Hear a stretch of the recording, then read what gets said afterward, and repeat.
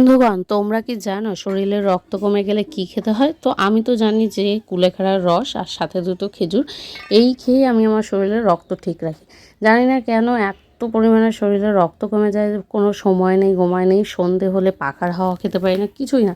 তো যাই হোক, আমি এর আগেও কুলেখাড়ার রস খেয়েছি, হয়তো আমার ভিডিও তো তোমরা দেখতে পেরেছো। সেই কুলেখাড়ার গাছ আমি বাড়িতেও লাগিয়ে রেখেছি যাতে আর কিনতে না হয়। তো যাই হোক, অনেকগুলো পাতা হয়েছে আর গাছটা না টেনে পাতাগুলো সব তুলে নিয়ে যাব, আর তুলে নিয়ে ভালো করে ধোবো, ধুয়ে নিয়ে এই পাতার রস করে খাবো। আর কি কি খেতে হয়, অনেকে এটা সেদ্ধ করে খায়, তো আমি সেদ্ধ না, আমি জলে ধুয়ে সেটাকে বেটে নিয়ে ভালো করে রস করে তার সাথে যতগুলো পারি খেজুর খাই যখন যা থাকে।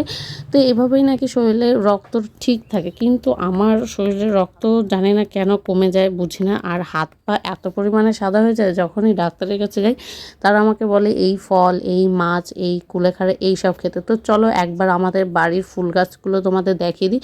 তো এই প্রত্যেকটা গাছ সব নবদ্বীপ থেকে কিনে নিয়ে এসেছি, আর কিনে নিয়ে এই জায়গাটা বাগান তৈরি করেছি। আর এটা আমার হাতের তৈরি করা একটা টব বলতে পারো, বোতল টব, যেটা আমার বোতল ছিল সেটাকেই আমি তৈরি করেছি একটা টবে। তো এটা কেমন হয়েছে অবশ্যই আমাকে কমেন্ট বক্সে জানিও, সেই জন্য তোমাদেরকে দেখালাম। এখানে প্রচুর রকম ফুল গাছ রয়েছে আর বাড়ি ভর্তি তোমাদের ফুল গাছ, সেটা তোমরা ভিডিওতেই দেখতে পারো। তো দেখতে তো দারুণ লাগছে। বলতে বলতে বাবা এসেছে, আর বাবা আজকে কি কি বাজার করেছে চলো দেখাই একবার তোমাদের।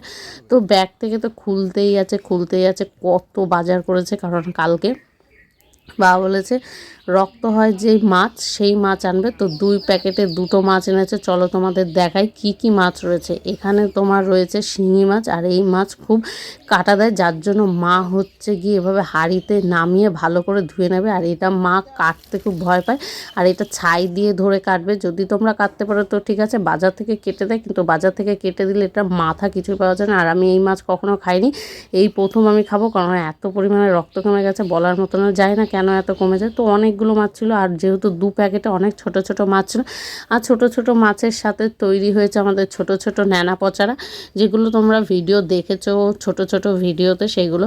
তো যাই হোক, মা রান্না বান্না তো শুরু করে দিয়েছে অনেক কিছু। কালকের কিছু মাছ ছিল, আজকের কিছু মাছ ছিল, সেই সব কিছু নিয়ে এখন জোরদার খাওয়া দাওয়া করছি, কারণ শরীরে প্রচুর পরিমাণে ঘাটতি রয়েছে, ফল থেকে শুরু করে যাবতীয় অনেক কিছু। আর এই গরমে যেহেতু ভেতরে কিছু না দিই ওপরে দিলে সেটা তো হবেই না, তাই যেমন হারে ভেতরে দিচ্ছি তেমন হারে ওপরেও দেওয়ার চেষ্টা করছি। তো এই ডাব বাবা কিনে নিয়ে এসেছিলো সব, বা কিনে নিয়ে আসার পর প্রতিদিনই 2 বোন থেকে শুরু করে বাবা মা সবাই মিলে ভরপেট করে আমরা ডাবও খাচ্ছি, ডাবের যে শ্বাসটা থাকছে সেটাও খেয়ে নিচ্ছি ফেলে দেওয়ার আগে।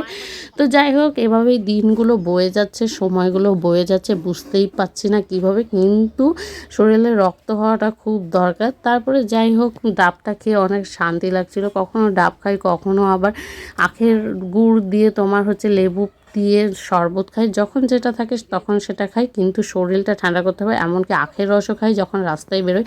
তো যাই হোক, সব কিছু করার পরে আজকে একটু নিম পাতা আর হলুদ মিশিয়ে গায়ে দেবো, কারণ আমার গায়ে খুব গুটি গুটি হয়েছে, আর আমার গায়ে ঠোসকার মতো হয়। খুব বেশি গরম যখন ভেতরে হয়ে যায় তখন এগুলো সব বাইরে আসে, আর তখন এগুলো চুলকাতে চুলকাতে র্যাশের মতো হয়ে যায়। তার জন্য এগুলো ঘরোয়া টোটকাতে তৈরি করা হলুদ আর নিম পাতা দিয়ে ভালো করে এটা শরীরে দিয়ে কিছুক্ষণ রেখে দেবো, আধা ঘন্টার আগে। আর চান করার আগে দেবে, তাহলে খুব ভালো। আর চানের সময় এগুলো ধুয়ে যাবে, আর শরীরে কোনো ঘা প্যাঁচড়া থাকবে না। যাই হোক, এভাবে 2 বোনে দিয়ে নিয়েছি। তো আজকের মতো ভিডিওটা এখানেই শেষ করলাম। সবাই ভালো থেকো, সুস্থ।